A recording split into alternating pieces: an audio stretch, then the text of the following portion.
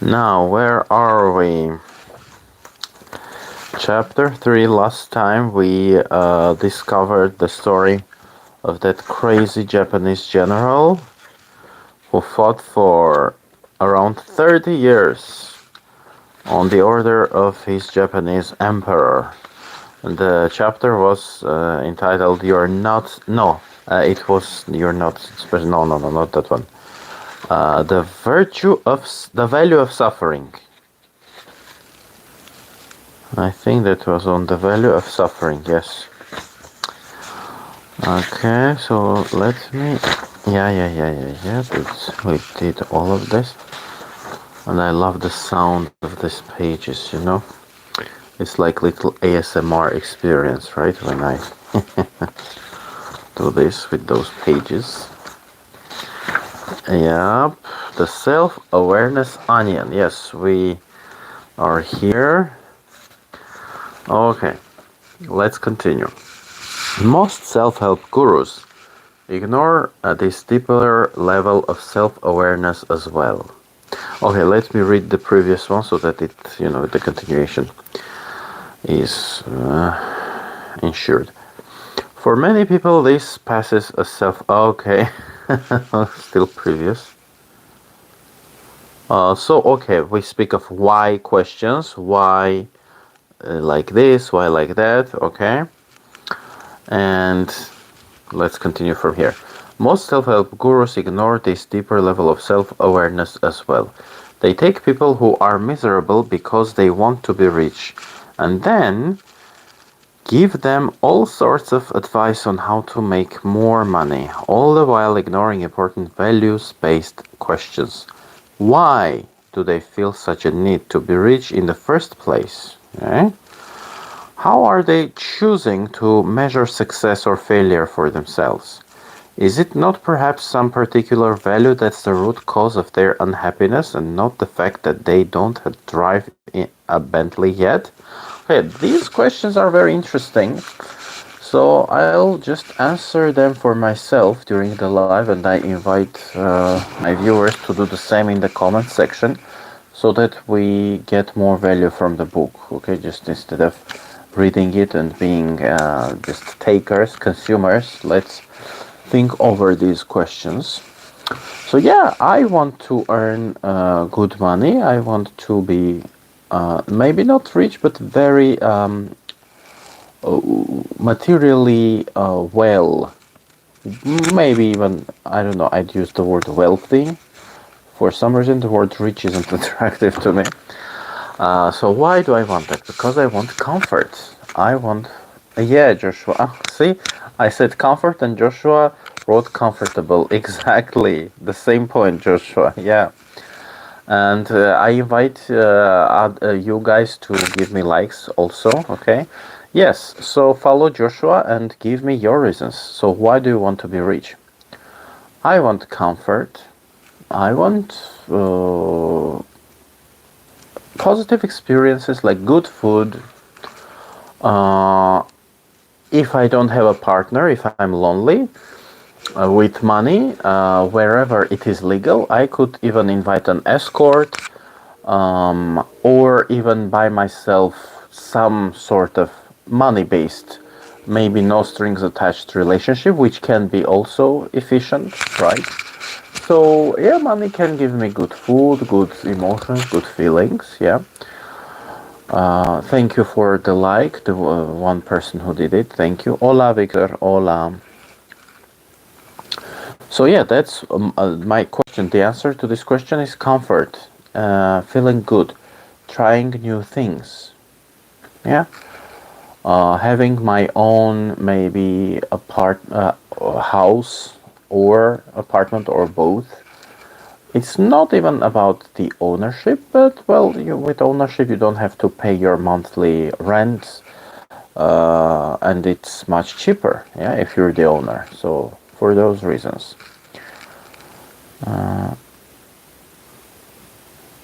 Okay, Lobotomy wrote something, I don't get what. Did you know whenever you French fries on ketchup, taste ketchup fries, I don't get it. Okay, thank you to those two people who gave me the likes. Others, I invite you to follow and also give me your reasons. So, if you want to be rich, why? So me and Joshua answered that question. It's now you can do this with any goal of yours. Yeah, why do you want that? Take the time, answer, because if you just listen to this, you take the minimum benefits of this session of this live. Yeah, live. So Joshua also wrote, having the peace of mind knowing my grandchildren will not have to struggle. Okay, Joshua, that's also interesting. Honestly, I might have children, I'm not sure yet. I'm not sure monogamy works for me, but yeah, Joshua gave his reasons. I'm more like self-centered, but see, others have some other perspectives. I would love to, my mom, for instance, I would like to get my mom here to the US so that she could travel a bit. She likes traveling, but she hasn't traveled. Her husband, my biological father, isn't the man, that kind of a man who takes the wishes of her wife seriously. So I'd love to give my mom the gift of traveling and enjoying life. Also, yeah. ¿Cómo te llamas? Victor is asking. Me llamo Sebak. Okay, let's continue. Much of the advice out there operates at a shallow level of simply trying to make people feel good in the short term, while the real long-term problems never get solved. People's perceptions and feelings may change, but the underlying values and the metrics by which those values are assessed stay the same. This is not real progress. This is just another way to achieve more highs. Okay, very interesting perspective. So before moving on, let's just think on this together, okay? A little more. So feelings and change, the underlying values and the metrics. Okay, let's talk about those two things, values and metrics. So I'll analyze my values and I invite you guys to analyze yours. So I think comfort is a value for me. Pleasure is a value for me. I understand that sometimes suffering is inevitable, but I don't worship suffering and I don't say, okay, suffering is inevitable, let's just forget about pleasure. No, that's not my thing. So pleasure is a value for me. Enjoyment, gastric pleasure, like eating good food, intellectual pleasure, learning something interesting, watching an interesting documentary, sexual pleasure, yeah? I don't know what to call this one, touristic or travel-related pleasure, yeah? Pleasure related to the sense organs, yeah? When we see beautiful things, like we travel and we see beautiful buildings. Audio-related pleasure, yes, sonic, maybe I could use the word sonic pleasure. Nice music, yeah, beautiful tunes and stuff. So yeah, pleasure is my value. And standard, yeah, that's an interesting question as well. A standard, the metrics, the standards of judgment. That's an interesting question. So my root, the deepest level of my identity, I'd say, is being. So when I ask myself, who am I say, I am. First is I am.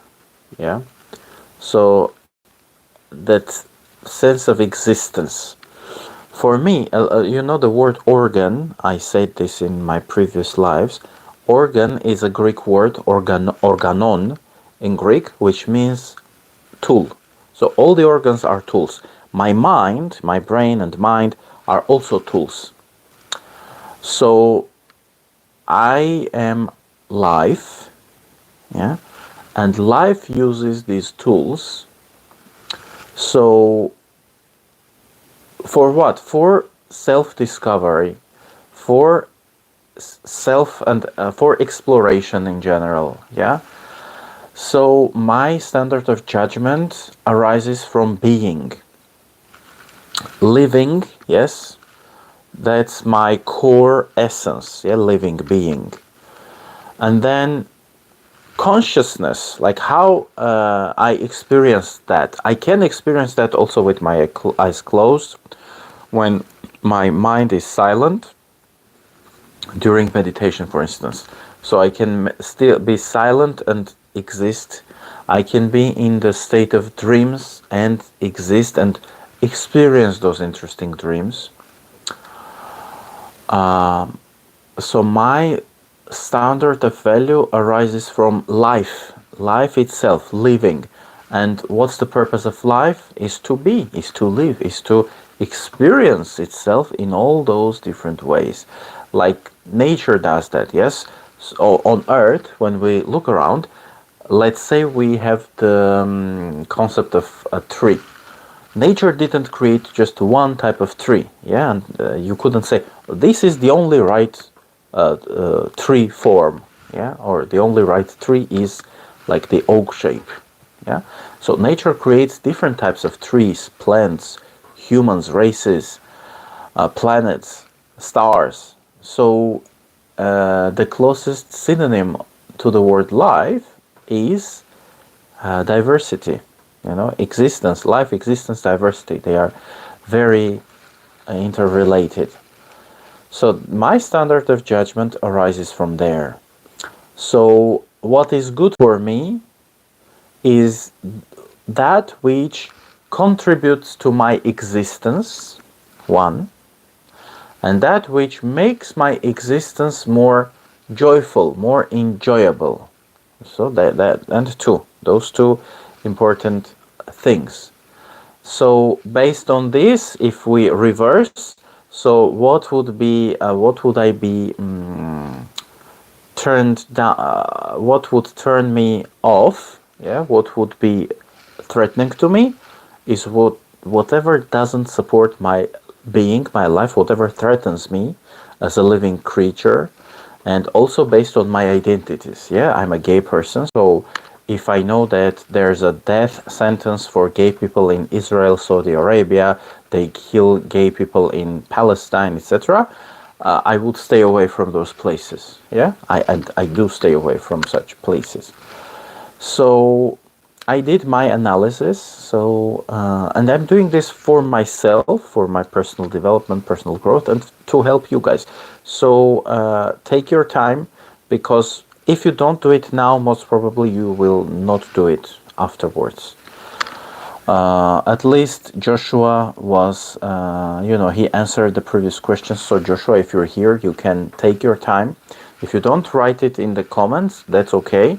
But if you write it, also you put it, in the, you kind of crystallize your thoughts, even kind of materialize them. So that's why I encourage also commenting. And Victor says, hola, yo me llamo Victor, soy un niño.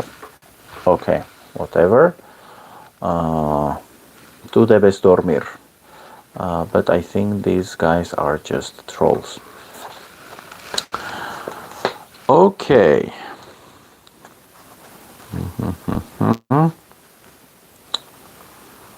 This is my eyes. Honest self-questioning is difficult. It requires asking yourself simple questions that are uncomfortable to answer.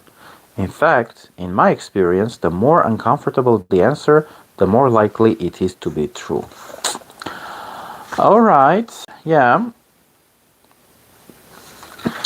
Actually, this made me remember a book I created. I called it Practical Manual for Self-Knowledge, yeah. So it's kind of Socratic. I didn't translate it into English yet, but I'll do that. So if you guys are interested in personal growth, personal development, subscribe to the channel. I'll let you know once the translation is ready. You could purchase, it will be very cheap, affordable. And again, Socratic, meaning there's a question and you need to answer that. Then there is another question you need to answer. Questions, answers, yeah? So that you explore yourself. It's not just reading, yeah? You're not going to read it as a book. If you want to make it work for yourself, you will need to answer those questions, okay? And it explores the different levels of identities. Physical, mental, professional identities we have.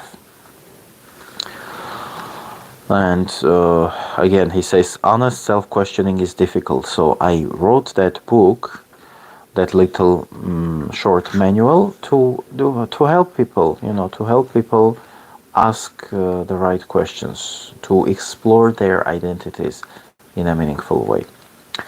Take a moment and think of something that's really bugging you. Now ask yourself why it bugs you. Chances are the answer will involve a failure of some sort. Then take the failure and ask why it seems true to you. What if that failure wasn't really a failure? What if you've been looking at it the wrong way? Yeah, again, we could do the same. I think this is very intimate and personal. So something that's bugging me. There are several things on my mind. Okay, let's take this one. Recently I was discriminated against by a group of pro-Palestine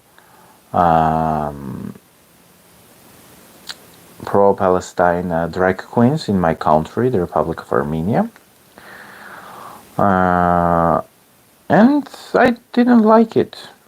So I just discovered that little group. I said, hey, I'm a drag queen too. I'd like to perform with you. They said, here in this group, we believe in free Palestine. So no. So that's clear discrimination. And then those same people will talk about acceptance, community, unity, blah, blah, blah, blah, blah. So why it bugs me? So chances are the answer will involve a failure. Yeah, well, it was kind of a failure, but was it my failure though? I'm not sure. I was rejected, so that's why it's bugging me. And I was rejected on a very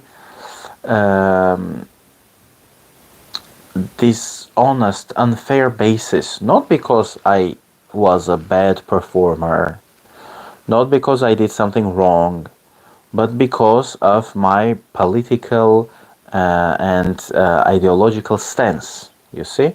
That's why it's bugging me. So again, I'm reading this and I'm analyzing. So these are my problems, my analysis, and I invite you all to do the same. Whenever you're watching this video, to get more benefits from the book, just do that. Okay? Now let's move ahead. And okay, let's see if I can extract more from this little paragraph. Take the failure and ask why it seems true to you. Well, it's not really my failure, so it doesn't seem true to me. What if that failure wasn't really a failure? Hey, it wasn't my failure. What if you've been looking at it the wrong way? No, I'm looking at it the right way, so I think I'm good with this little thing that happened to me. Okay, next. A recent example from my own life. Oh, see, he's giving an example too, but this is down to help every reader go deeper, You need to go deeper, ask yourself these questions, and think over the answers. Or else, you're just... the information might come this way and go that way. Or it could just go this way and then bounce off. If you don't analyze, Okay, so he's giving an example. It bugs me that my brother doesn't return my texts or emails. Why? Why? Because it feels like he doesn't give a shit about me. Why does this seem true? Because if he wanted to have a relationship with me, he would take 10 seconds out of his day to interact with me. Why does his lack of relationship with you feel like a failure? Because we're brothers. We're supposed to have a good relationship. Two things are, and this is the Socratic method. question, answer, okay? Two things are operating here. A value that I hold dear and a metric that I use to assess progress toward that value. My value. Brothers are supposed to have a good relationship with one another. Yeah, the value is relationship, yeah? My metric, being in contact by phone or email. This is how I measure my success as a brother, okay? Yeah. By holding on to this metric, I make myself feel like a failure, which occasionally ruins my Saturday mornings. Okay?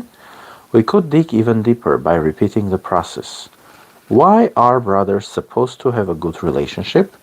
Because they're family, and family are supposed to be close. Why does that seem true?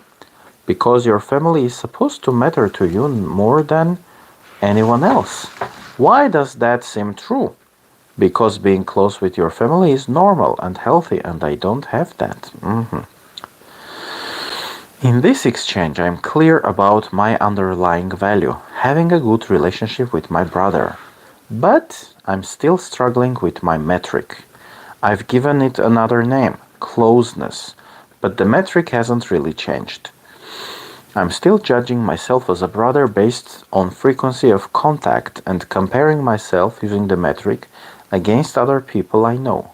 Everyone else, or so it seems, has a close relationship with their family members, and I don't. So obviously there must be something wrong with me. But what if I'm choosing a poor metric for myself and my life? Well, okay, here I wouldn't disagree when he says, so obviously there must be something wrong with me. Well, no, based on this example, there might be something wrong with your brother, for example, yeah? Or maybe there's nothing wrong. It's just you have your own perception and values, and he has his own perception and values, you know? That's it. All right. Okay. Value is something wrong with me. But what if I'm choosing a poor metric for myself and my life? What else could be true that I'm not considering? Well, perhaps I don't need to be close to my brother to have that good relationship that I value. Perhaps there just needs to be some mutual respect, which there is. Or maybe mutual trust is what to look for, and it's there. Perhaps these metrics would be better assessments of brotherhood than how many text messages he and I exchange. Okay, he's got a good point there. Yeah. This clearly makes sense. It feels true for me, but it still fucking hurts that my brother and I aren't close, and there's no positive way to spin it. There's no secret way to glorify myself through this knowledge. Sometimes brothers, even brothers who love each other, don't have close relationships. And that's fine. It is hard to accept at first, but that's fine.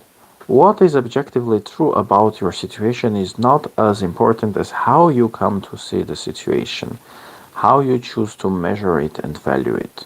Problems may be inevitable, but the meaning of each problem is not. We get to control what our problems mean based on how we choose to think about them, the standard by which we choose to measure them.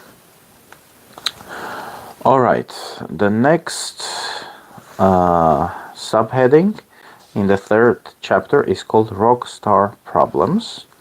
Let me see how many pages it is.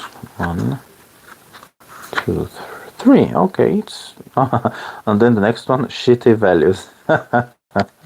Okay, before moving on, I think I'd like to comment on my favorite philosophy, objectivism. So, in I love it because it's so well thought and so well put together. Like some of these words, like metrics, how do you measure things? Yeah, this is very important also in our lives. And here in the US, for instance, you measure the length of things with feet and inches. Yeah, that's a metric. That's a metric system. Oh, sorry. Well, sorry. That's a standard of judgment or value. Yeah, that's a standard of measurement. Yeah. That's called imperial system. The US system, pounds, ounces, etc., is called imperial system. In Europe and in many other parts of the world, they use another standard of measurement, which is called metric system. Yes, they use meters, millimeters, centimeters. Yeah.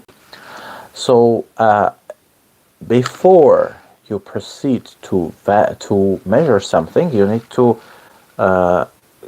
clarify your standard of measurement. Also, in with our values, with our mind, our philosophy, it's the same. And we almost never do that. That's a big problem. I didn't get that education in my home country, the Republic of Armenia, which would allow me to learn these things. Okay, what's a value system? How do I choose my values? How do I even measure and judge what is of value to me and what is not of value to me? These are important, very important questions and useful.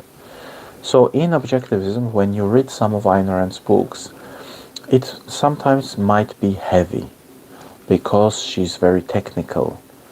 And one of my friends, my English learning student, described Ayn Rand as a graphoman or even graphomaniac, meaning that she could have said the one idea in one or two sentences. Sometimes she does that in 2 or 3 or 4 pages. But the value of that is she puts everything in detail so that there is no room for misunderstanding, misconception. Jesus Christ gave some stories, but we have 4 Gospels, yes? And they say there are more. He had 12 disciples, at least, so they say at least there should have been 12 Gospels, yeah? And there are some books and stuff which are not part of the Bible. Bible itself, the word Bible, Biblia or Biblia in ancient Greek, yeah? Books. Bible literally means books, so it's a group, an accumulation of books. So that standard of measurement, like what is important to you in your life and why, in a relationship and why, in a job, etc., is very important. With objectivism, you get to ask yourself those questions, and she clearly, the author Ayn Rand clearly exposes all those bases, all those presumptions, premises, yeah, and it's very valuable. So I would say that studying the philosophy of objectivism is valuable even on that very simple level, just to understand what a standard of measurement is in philosophy. How do you do that? And if you disagree with her philosophy, which is very individualistic, rational, free market capitalist, then you can choose your own philosophy, but at least be that profound, be that sincere, be that honest with yourself, and go to the root. Yeah, if you're a communist, a socialist, a Marxist, why are you that? Can you go to the very, very depth of the question? Okay. So I think I'll read a little more for today. Rock star problems. Well, let's take this one. Maybe we'll end it, or maybe not.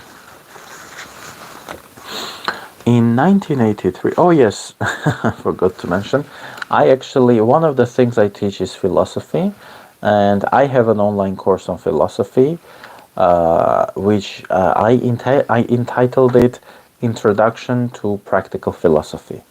And inside that course, I actually talk about the philosophy of objectivism. Also, what is philosophy in general, and what I mean by practical philosophy is mainly the philosophy of objectivism, which is very practical, very helpful, not theoretical. Yeah. So, if you're interested, you'd like to discover the roots, some basic things about philosophy, understand the 5 branches of philosophy which matter to you, for your everyday life and for your mental processes.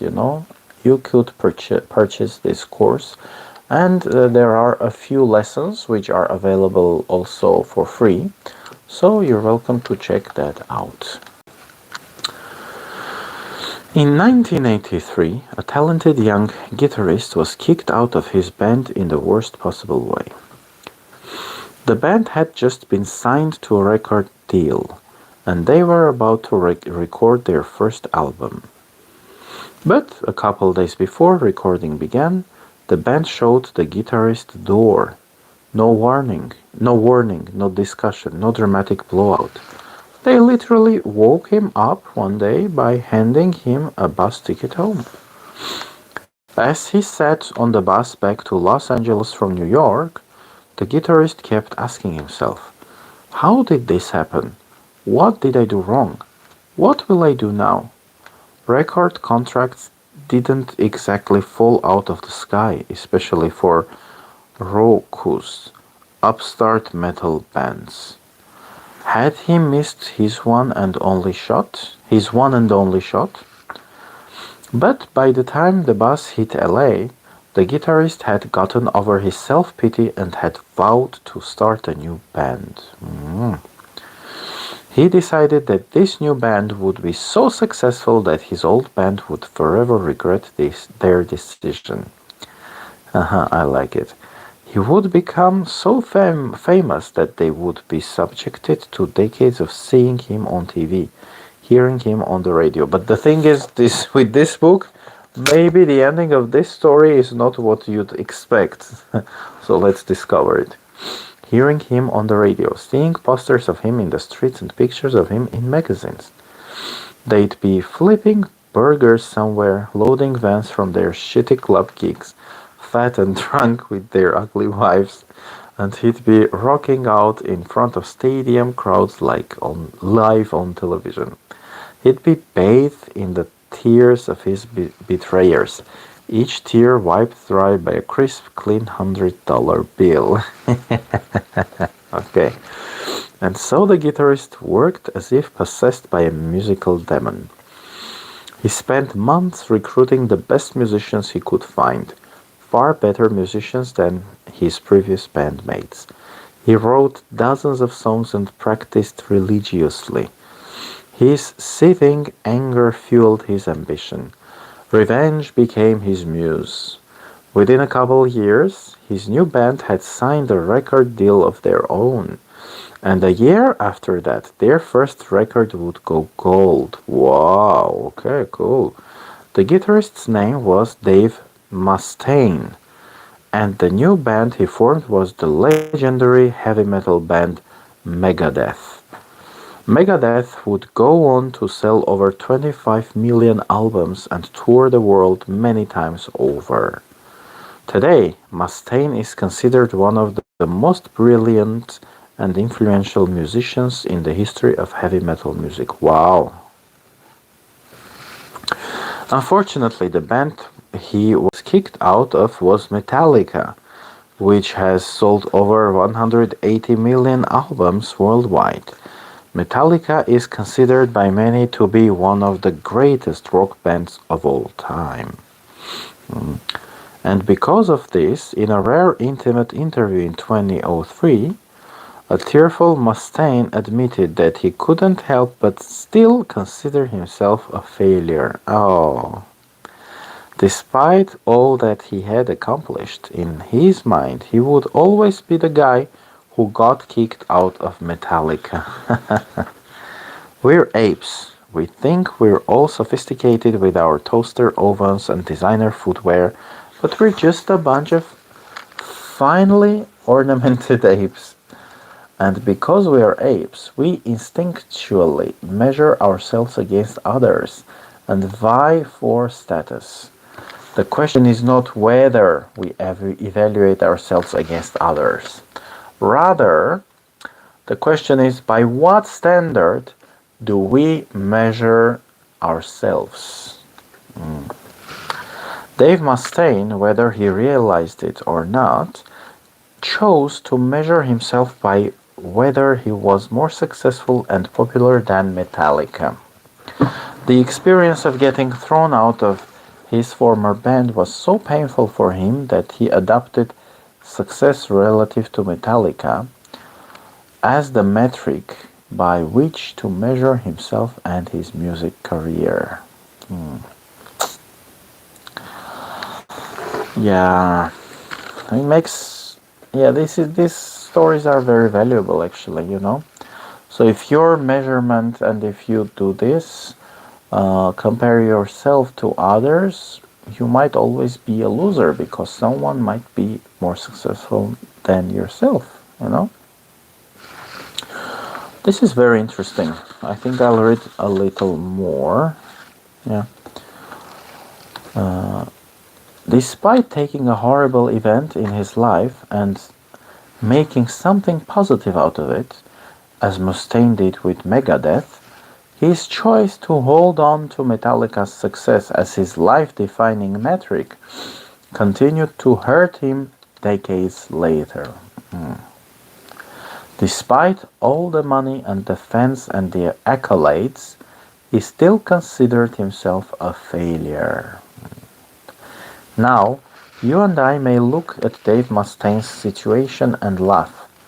Here's this guy with millions of dollars, hundreds of thousands of adoring fans, a career doing the thing he loves best, and still he's getting all weepy-eyed that his rock star buddies from 20 years ago are way more famous than he is. This is because you and I have different values than Mustaine does, and we measure ourselves by different metrics. Our metrics are probably more like, I don't want to work a job for a boss I hate, or I'd like to earn enough money to send my kid to a good school, or I'd be happy to not wake up in a drainage ditch. And by these metrics, Mustaine is wildly, unimaginably successful. But by his metric, be more popular and successful than Metallica, he's a failure. Yeah. Okay, this makes me remember Albert Einstein and his theory of relativity, that everything, which said that everything is relative. Yes. About values. Our values determine the metrics by which we measure ourselves. And everyone. Good point. That's a very good point. I'll read it again. Our values determine the metrics by which we measure ourselves and everyone else. Okay. Onoda's value of loyalty, this is the Japanese guy, yeah, of loyalty to the Japanese Empire is what sustained him on Liubang for almost 30 years. But this same value is also what made him miserable upon his return to Japan. Mustaine's metric of being better than Metallica likely helped him launch an incredibly successful music career. But that same metric later tortured him in spite of his success. Yeah, very valuable. If you want to change how you see your problems, you have to change what you value and or how you measure failure or success. Very important point, so I'll read it again. If you want to change how you see your problems, you have to change what you value and or how you measure failure or success. Okay? As an example, let's look at another musician who got kicked out of another band. His story eerily echoes that of Dave Mustaine, although it happened 2 decades earlier. It was 1962, and there was a buzz around an up-and-coming band from Liverpool, England. Oh, probably the Beatles. This band had funny haircuts and an even funnier name. Ah, maybe Queen? No, but their music was undeniably good, and the record industry was finally taking notice. The Beatles, probably. There was John, the lead singer and songwriter, Paul, the boyish-faced romantic bass player, George, the rebellious lead guitar player, and then there was the drummer. He was considered the best-looking of the bunch. The girls all went wild for him, and it was his face that began to appear in the magazines first. He was the most professional member of the group too. He didn't do drugs. He had a steady girlfriend. There were even a few people in suits and ties who thought he should be the face of the band, not John or Paul. His name was Pete Best, and in 1962, after landing their first record contract, the other three members of the Beatles quietly got together and asked their manager, Brian Epstein, to fire him. Wow! Epstein apologized over the decision. He liked Pete, so he put it off, hoping the other three guys would change their minds. Months later, a mere 3 days before the recording of the first record began, Epstein finally called Best to his office. There, the manager unceremoniously told him to piss off and find another band. He gave no reason, no explanation, no condolences. Just told him that the other guys wanted him out of the group, so best of luck. As a replacement, the band brought in some oddball named Ringo Starr. Ringo was older and had a big, funny nose. Ringo agreed to get the same ugly haircut as John, Paul, and George, and insisted on writing songs about octopuses and submarines. The other guys said, sure, fuck it, why not? Within 6 months of Best's firing, Beatlemania had erupted, making John, Paul, George, and Ringo arguably four of the most famous faces on the entire planet. Meanwhile, Best understandably fell into a deep depression and spent a lot of time doing what any Englishman will do if you give him a reason to drink. A reason to drink. The rest of the 60s were not kind to Pete Best. By 1965, he had sued two of the Beatles for slander, and all of his other musical projects had failed horribly. In 1968, he attempted suicide, only to be talked out of it by his mother. His life was a wreck. Best didn't have the same redemptive story Dave Mustaine did. He never became a global superstar or made millions of dollars. Yet, in many ways, Best ended up better off than Mustaine. In an interview in 1994, Best said, "I'm happier than I would have been with the Beatles." What the hell? Best explained that the circumstances of his getting kicked out of the Beatles ultimately led him to meet his wife, and then his marriage led him to having children. His values changed. He began to measure his life differently. Fame and glory would have been nice, sure, but he decided that what he already had was more important. A big and loving family, a stable marriage, a simple life. He even still got to play drums, touring Europe and recording albums well into the 2000s. So what was really lost? Just a lot of attention and adulation, whereas what was gained meant so much more to him. These stories suggest that some values and metrics are better than others. Some lead to good problems that are easily and regularly solved. Others lead to bad problems that are not easily and regularly solved. Okay, that's it for today. The next mini chapter or subheading is called Shitty Values. I think this will be interesting. So subscribe to my channel and you can enjoy the previous readings of this book. Okay, I created a playlist with the title of the book, The Subtle Art of Not Giving a Fuck. So you can find it, you can go through the playlist, and remember to like each and every video and comment as often as you can. Super likes and paid subscriptions are also welcome as a way to support the channel. Okay, it's very cheap, it's very easy, so go ahead and do that. That's it. High five, and see you hopefully tomorrow. Bye bye.